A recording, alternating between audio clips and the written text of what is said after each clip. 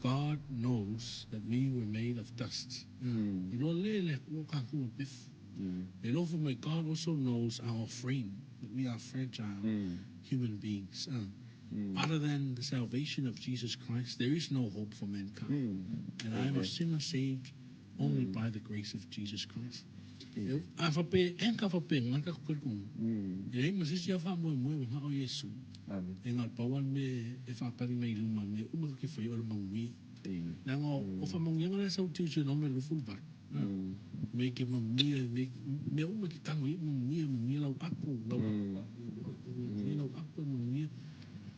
E makwama sa o mai nga pe a kaula je ma kai vo le o fo ke ko fu ko mo isa ili malo le ko nga if really fa popo mo me si me usa ele van ka other way round but kan mo sa ili ka kan mo fa pa ka le no sa ili yesu priority ya yesu ki mo and we found that everything that we apply ourselves to by the grace of God. Amen. Yes. I think you've basically answered it. Very important. Fellowship with Jesus. Yeah. I believe that's the key. When you have that foundation in Christ, everything else around you falls in place. Huh?